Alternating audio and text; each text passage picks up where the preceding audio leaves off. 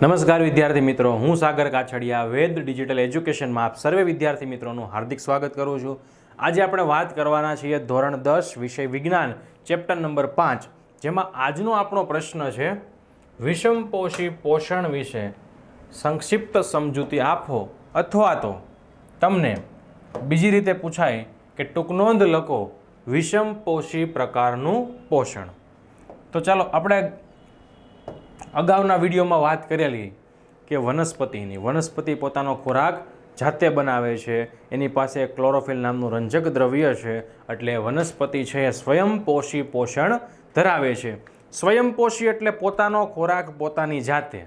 આજે આપણે ભણવાનું છે વિષમપોષી, એટલે કે આ વિષમપોષી કોણ છે કે જે પોતાનો ખોરાક પોતાની જાતે બનાવી શકતા નથી. ખોરાક માટે એ શું કરે છે? બીજા ઉપર આધાર રાખે છે. ચાલો જોઈએ. ક્લોરોફિલ વિહીન, હમણાં તમને કીધું ને કે જેની પાસે ક્લોરોફિલ નથી, ક્લોરોફિલ વિહીન એટલે ક્લોરોફિલ વગરના જે સજીવો વિષમપોષી પોષણ દર્શાવે છે, કે જેનામાં ક્લોરોફિલ નથી, એ દરેક સજીવ વિષમપોષી પોષણ દર્શાવે છે. અન્ય સજીવો એ તૈયાર કરેલા જટિલ પોષક દ્રવ્યો, અન્ય એટલે કે બીજા કોઈ જીવ દ્વારા, બીજા કોઈ સજીવ દ્વારા જે તૈયાર કરેલા જટિલ પોષક દ્રવ્યો છે એ વિષમપોષીઓ દ્વારા ઉપયોગમાં લેવાય છે. અહીં તમે ચિત્ર જોઈ શકો છો, આ માંસાહારી પ્રાણી છે. ચલો, આ માંસાહારી પ્રાણી છે, પોતાનો ખોરાક જાતે બનાવી શકતો નથી. ખોરાક માટે શું કરશે? એ અન્ય બીજા પ્રાણી એટલે કે જે શાકાહારી પ્રાણીઓ છે, શાકાહારી પ્રાણી અથવા તો અન્ય પ્રાણીઓ પર એ ખોરાક માટે આધાર રાખે છે. તો હું એમ કહી શકું, અહીંયા જે તમને ચિત્રમાં પ્રાણી દર્શાવેલું છે એ વિષમપોષી પોષણ પદ્ધતિ ધરાવે છે. ત્યારબાદ આહારના સ્વરૂપમાં, આહાર એટલે કે ખોરાકના સ્વરૂપમાં તેની પ્રાપ્યતા એટલે કે તેના મળતા સ્થાનો, આ ઉપરાંત ખોરાક ગ્રહણ એટલે જે ખોરાક ખાવાની ક્રિયા છે, ખોરાક ગ્રહણ કરવાની જે રીત છે, આના આધારે વિષમપોષી પોષણ એ વિવિધ પ્રકારના હોઈ શકે છે. ખાસ યાદ રાખવું, કોના આધારે છે? તો ખોરાકનો સ્વરૂપ એટલે કયા સ્વરૂપમાં ખોરાક છે, એ ખોરાક ક્યાંથી મળે છે અને કેવી રીતે ખોરાક ગ્રહણ કરે છે, આના આધારે વિષમપોષીના વિવિધ પ્રકાર હોઈ શકે. ચલો, એમાં વાત કરીએ આપણે ખોરાકનો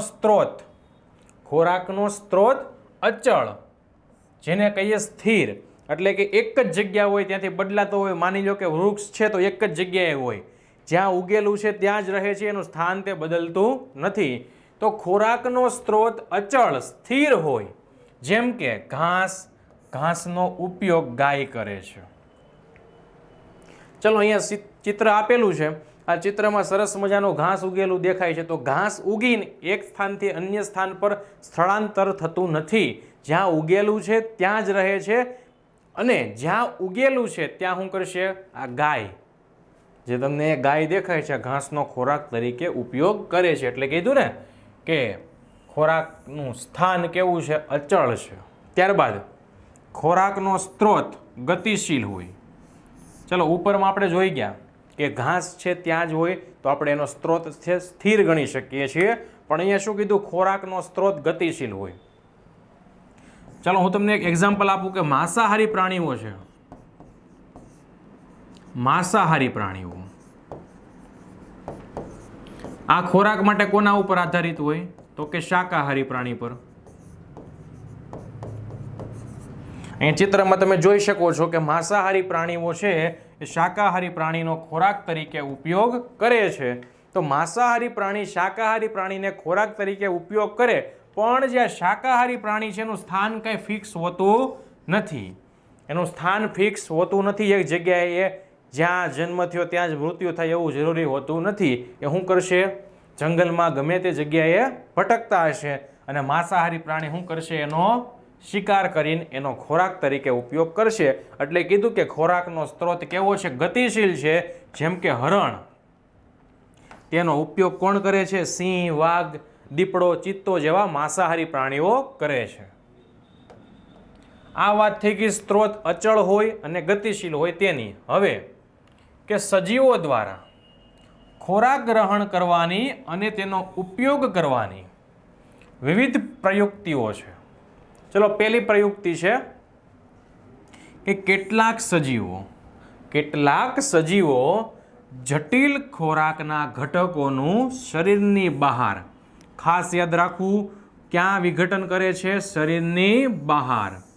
ખોરાકના જટિલ ઘટકોનું શરીરની બહાર વિઘટન કરે છે અને ત્યારબાદ તેનું શું કરે છે? શોષણ કરે છે.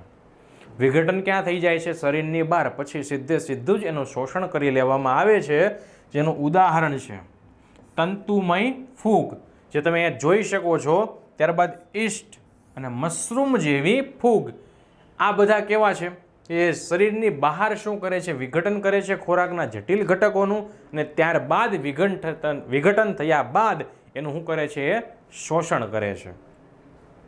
હવે ત્યારબાદ આપણે બીજી પ્રયુક્તિ જોઈએ તો કેટલાક સજીવો જટિલ ખોરાક અંતઃગ્રહણ કરી એટલે કે શરીરની અંદર, અંતઃ એટલે અંદર, ગ્રહણ કરે એટલે લેવું, શરીરની અંદર લઈને તેનું પાચન શરીરની અંદર કરે છે. અગાઉ આપણે જોયું ક્યાં કરે છે? શરીરની બહાર. આ ક્યાં કરે છે? શરીરની અંદર કરે છે. ચાલો, ખોરાક અંતઃગ્રહણ તેમજ તેનું પાચન કરવાની રીત સજીવના શરીરની સંરચના અને કાર્ય પદ્ધતિ પર આધારિત છે. ચલો, અહીંયા તમને આપેલું છે મનુષ્યનું પાચન તંત્ર. કોનું પાચન તંત્ર? મનુષ્ય. હવે આ મનુષ્ય છે મુખ દ્વારા પોતાના ખોરાકને શરીરની અંદર ગ્રહણ કરે છે. આ અન્નનળી મારફતે જઠરમાં, ત્યારબાદ ત્યાંથી નાના આંતરડામાં જાય ત્યારે આ યકૃત અને આ જે સ્વાદુપિંડ છે એનો યકૃતમાંથી પિત્તરસ, સ્વાદુપિંડમાંથી સ્વાદુરસ યકૃતમાં ભળે છે.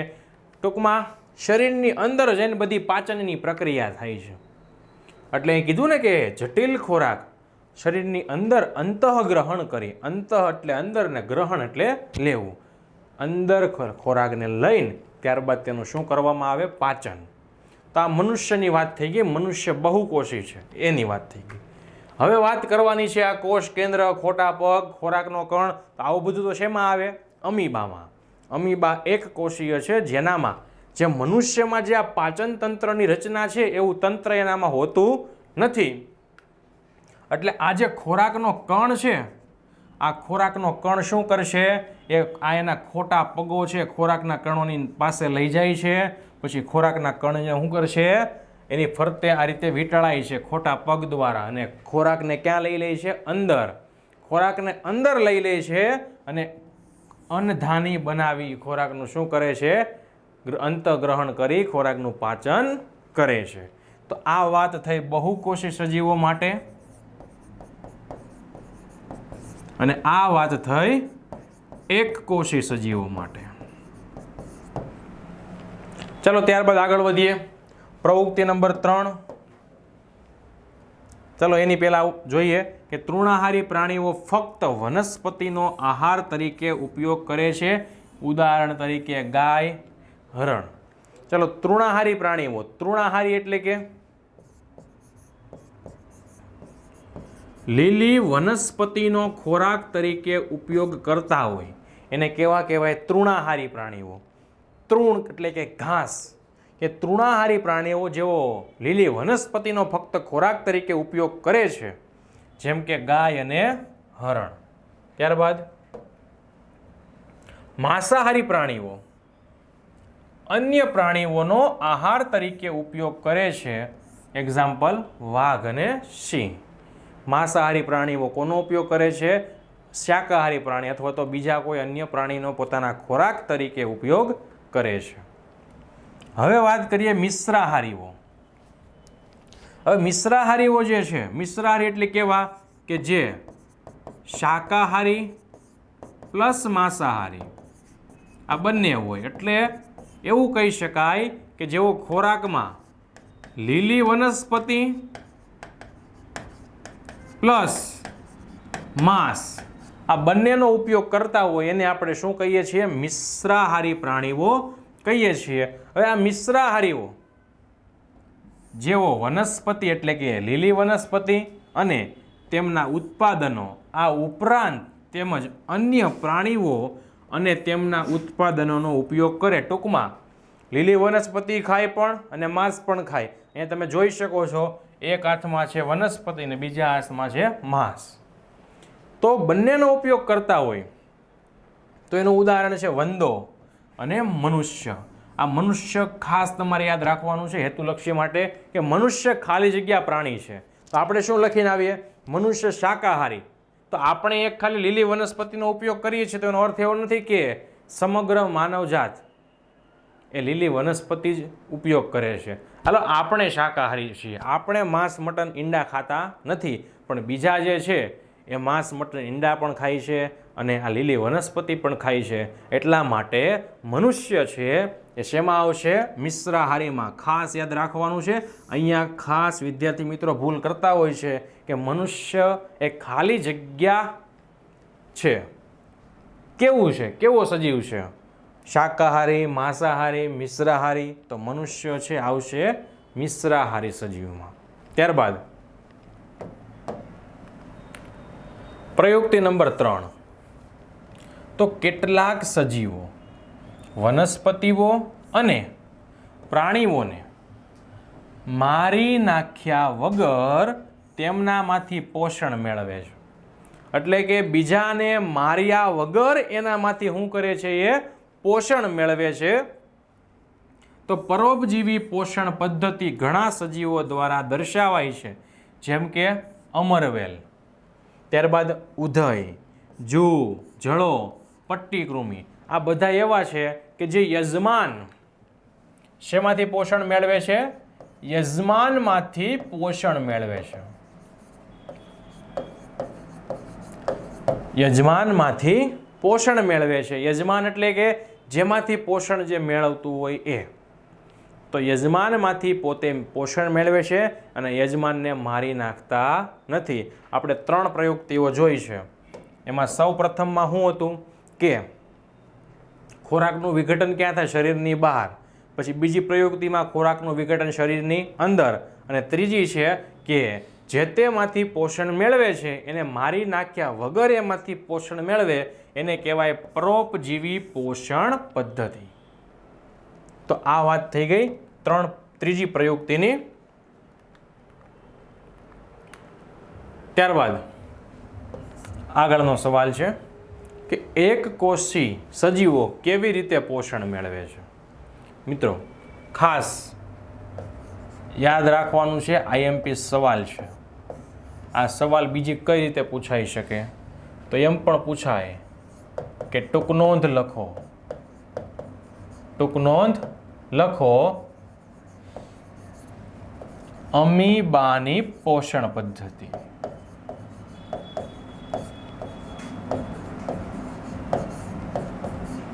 આ રીતે પણ આ સવાલ પૂછાય, અથવા તો પેરામિશિયમમાં પોષણ પદ્ધતિ અથવા તો એક કોશીમાં પોષણ પદ્ધતિ સમજાવો.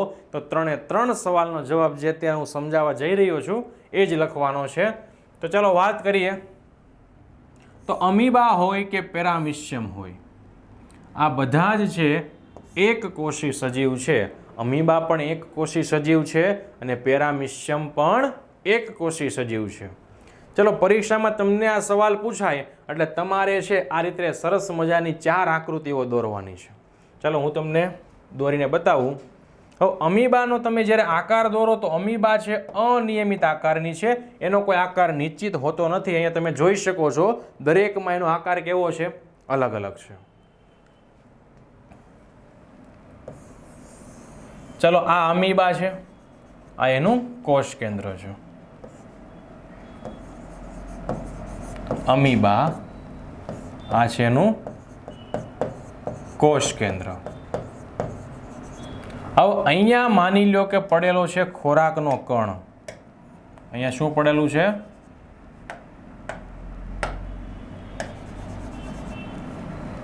આ છે ખોરાકનો કણ.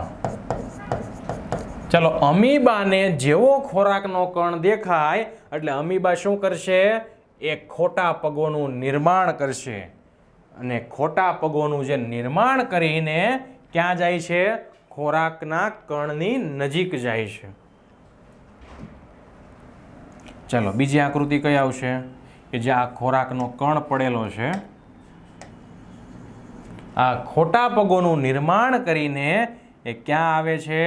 આ ખોરાકના કણની નજીક આવે છે. આ છે ખોરાકનો કણ.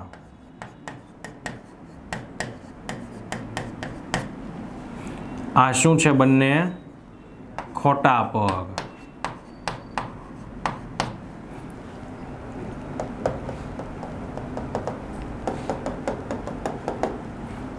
હવે અમીબા ખોરાકના કણને જેવો જુએ છે તરત શું કરશે? પોતાના ખોટા પગનું નિર્માણ કરીને ક્યાં આવે છે? ખોરાકની નજીક આવે છે. ત્યારબાદ શું થાય છે? તો ત્યારબાદ અમીબા આ પોતાના ખોટા પગને શું કરશે? ખોરાકની ફરતે વીંટાળી દે છે. એટલે ટૂંકમાં ખોરાકનો કણ ક્યાં આવી જવો જોઈએ? અંદરની બાજુ આવી જવો જોઈએ. એ રીતે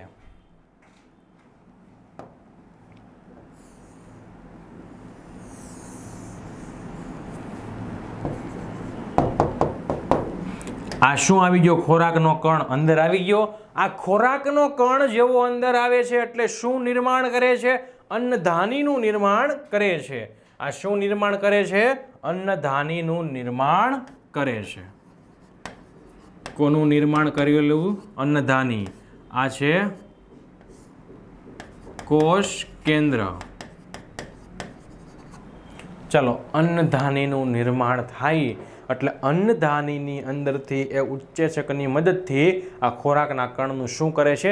પાચન કરી નાખે છે.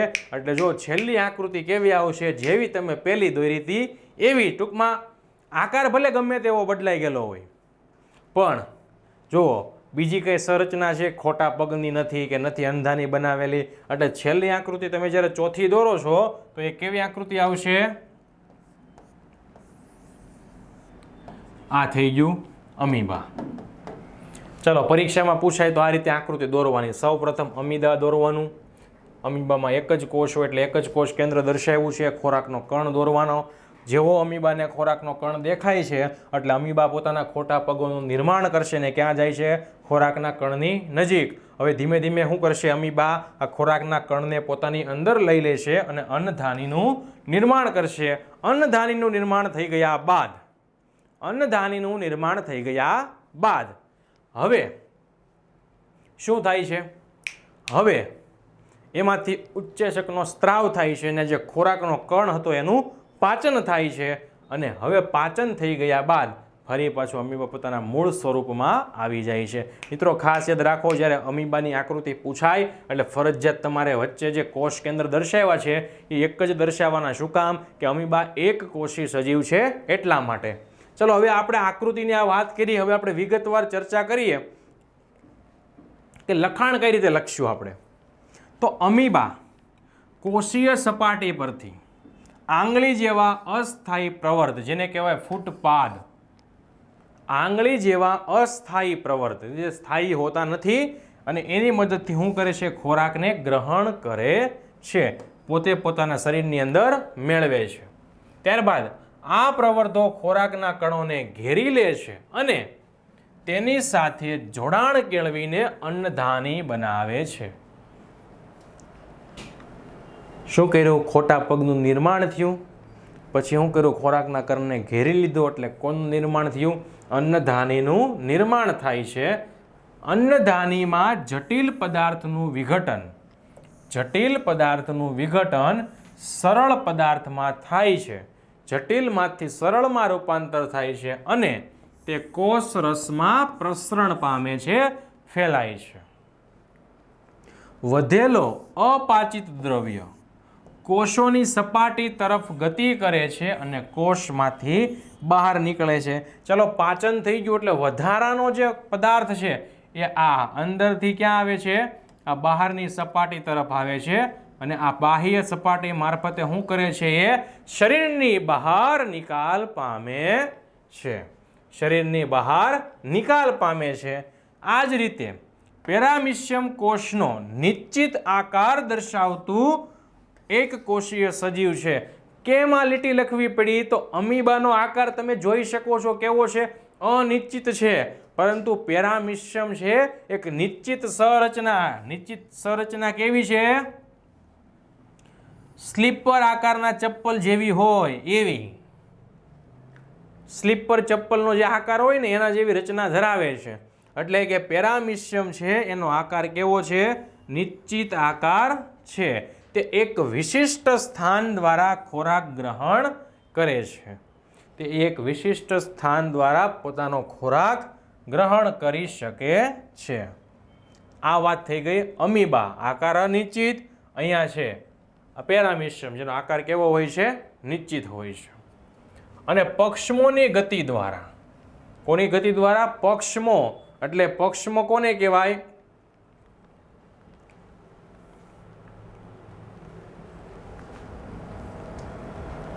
ચલો જો આ ફરતી બાજુ આ પેરામિશિયમ છે ને ફરતી બાજુ જે આ રીતે દેખાય છે આને શું કહેવાય છે? પક્ષમો કહેવાય છે. શું કહેવાય? પક્ષમો. આ પક્ષમો દ્વારા એક કોષની સંપૂર્ણ સપાટીને ઢાંકી દે છે. શું કરે છે? કોષની સંપૂર્ણ સપાટીને એ ઢાંકી દે છે. તો આ વાત થઈ ગઈ પેરામિશિયમની. ચલો આગળ વધીએ. ત્યારબાદ મોસ્ટ આઈએમપી.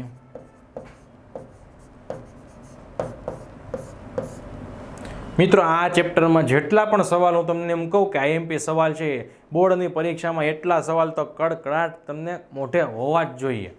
ચાલો કે પાચન નળી કે પાચન ગુહા એટલે શું? પાચન નળી કે પાચન ગુહા એટલે શું? મનુષ્યની પાચન નળીનું નામ નિર્દેશિત આકૃતિ દોરો અથવા બીજા વાક્યમાં લખવું હોય તો મનુષ્યના પાચન તંત્રની સ્વચ્છ આકૃતિ દોરી નામ નિર્દેશન કરો. તો આપણે કોનું પાચન તંત્ર દોરવાનું છે? મનુષ્યનું પાચન તંત્ર દોરવાનું છે. ચલો જોઈએ. એ પહેલાં આ વ્યાખ્યા આપી દઈએ પાચન નળી અને પાચક ગુહાની. તો મુખથી લઈને એટલે કે ખોરાક તમે જ્યાંથી મોઢાની શરીરની અંદર દાખલ કરો છો અને જ્યાંથી વધેલો અપાચિત ખોરાક નકામો કચરો શરીરની બહાર નિકાલ પામે એટલે કે મુખથી લઈને મળદ્વાર સુધી લંબાયેલી લાંબી નળીને, મુખથી લઈને મળદ્વાર સુધી લંબાયેલી લાંબી નળીને કહેવાય પાચન નળી કે પાચક ગુહા કહે છે. તો હવે આપણે વાત કરીએ એની આકૃતિ. જો આ મુખ છે, આ મુખથી લઈને જે આ લાંબી નળી છે એ ક્યાં જાય છે? આ મળદ્વાર સુધી. આને શું કહેવાય? આખી લાંબી નળીને પાચન નળી કે પાચક ગુહા. હવે આપણે આકૃતિ દોરવાની છે. ચાલો દોરીએ. પરીક્ષામાં ખાસ આકૃતિ પૂછાય એટલે સરસ મજાની દોરવાની છે અને સ્વચ્છ દોરવાની છે કે આકૃતિ જોતા જ આમ માર્ક આપવાનું મન થઈ જાય. ચલો દોરીએ.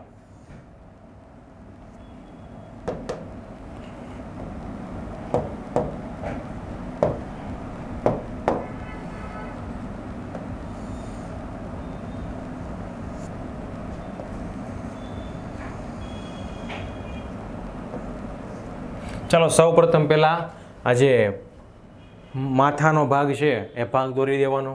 ત્યારબાદ નાકમાંથી અને મોઢામાંથી એક નળી નીકળતી હોય એ રીતે દર્શાવવાનું.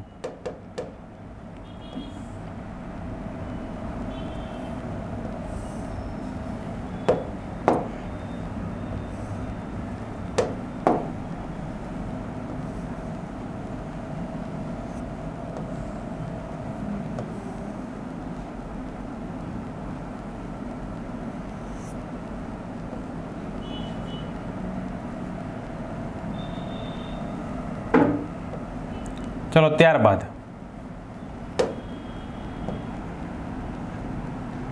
હવે દોરવાનું જઠર. કઈ રીતે દોરવાનું, ખાસ હું જે રીતે દોરું છું એ તમારે જોતું રહેવાનું છે અને તમારી જાતે પણ તમારે નોટબુકમાં ટ્રાય કરવાની છે. ચલો જઠ્ઠર દોરી દીધું. હવે ત્યારબાદ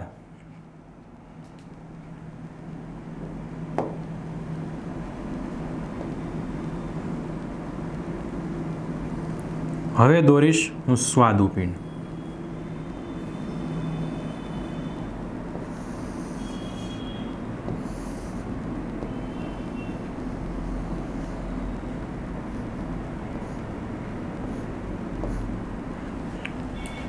ત્યારબાદ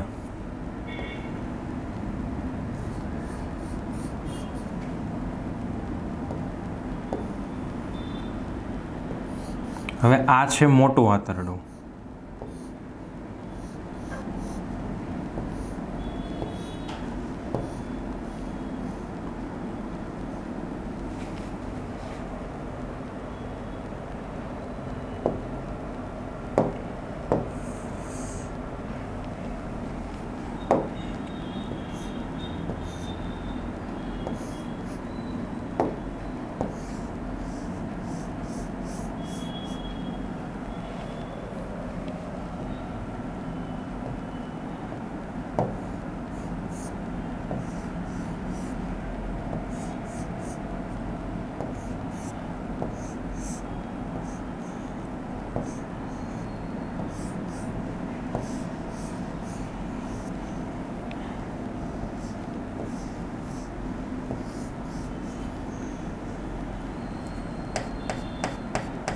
આ છે આંત્રપુચ્છ.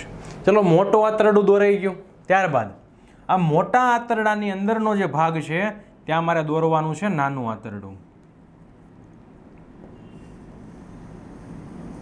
હવે નાનું આંતરડું છે ગૂંચળામય હોય. કેવું હોય? નાનું આંતરડું છે એ ગૂંચળામય હોય, એટલે તમે આ રીતે પણ તેને દોરી શકો છો.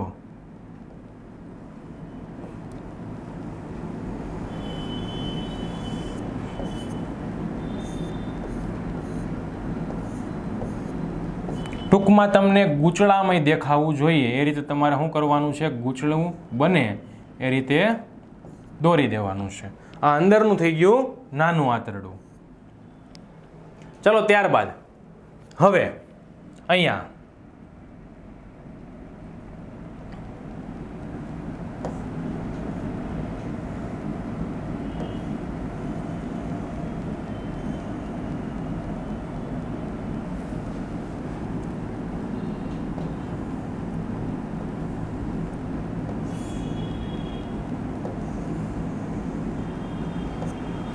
ચલો આ થઈ ગયું જઠર, યકૃત, સ્વાદુપિંડ. હવે આપણે બાહ્ય શરીરની રચના કરી દઈએ. થોડુંક નીચે લઈએ આને.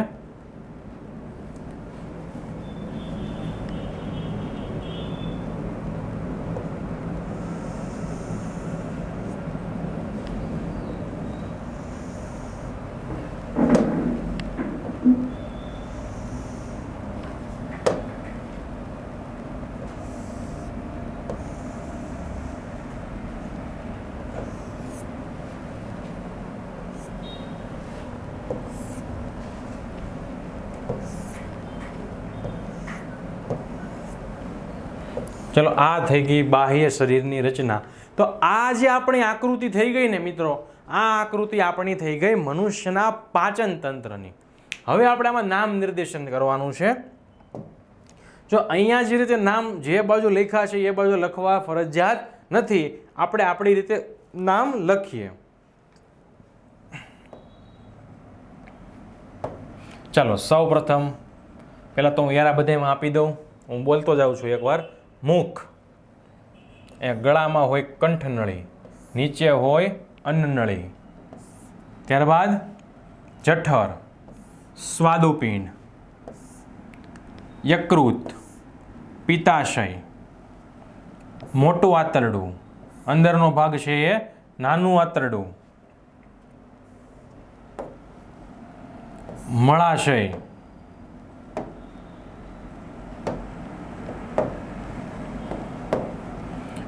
જો આ ઉપરનો ભાગ છે ને એ મળાશય, નીચેનો ભાગ છે ને એને કહેવાય મળદ્વાર, અને આ જે છે આને કહેવાય આંત્રપુચ્છ. ચલો નામ આપીએ હવે. ચલો આ છે મુખ,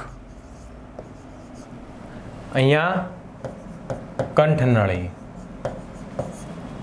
અહીંયા આવશે અન્નનળી, કંઠનળી નીચે અન્નનળી, ત્યારબાદ અહીંયા જઠર. આ જે ભાગ છે એ છે યકૃત, અને અંદર જે છે એ છે પિત્તાશય. ત્યારબાદ જે આ પર્ણ જેવો આકાર દેખાય છે એ છે સ્વાદુપિંડ. એની નીચે આવો. હવે આ મોટું આંતરડું પહેલા આવે, એનો અર્થ એવો નથી કે પહેલા મોટું આંતરડું, તો આપણે આકૃતિ દોરી છે, દર્શાવ્યું છે, એમાં આપણને શરૂઆતમાં દેખાય છે, પણ હકીકતમાં પહેલા કોણ આવે છે? નાનું આંતરડું.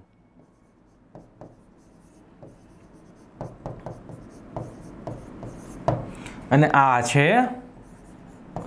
મોટું આંતરડું. એ છે મોટું આંતરડું. ત્યારબાદ આ જે છે એને કહેવાય આંત્રપુચ્છ. આ ભાગ છે એને કહેવાય મળાશય, અને નીચેનો ભાગ જે છે એને કહેવાય મળદ્વાર.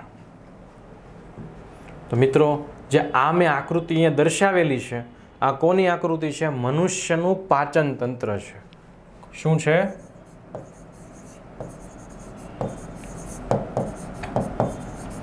મનુષ્યનું પાચન તંત્ર.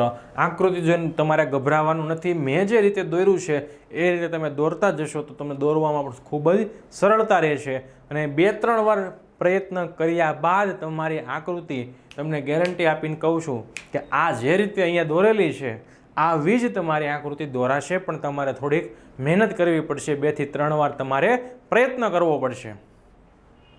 તો આ જે આકૃતિ છે, આવી જ આકૃતિ આપણે અહીંયા જોઈ શકીએ છીએ મનુષ્યના પાચન તંત્રની. તો મિત્રો, અહીંયા સુધી આપણે રાખીએ. ફરીથી મળીશું આપણા નવા વિડીયોમાં. અસ્તુ. જય હિન્દ, જય ભારત.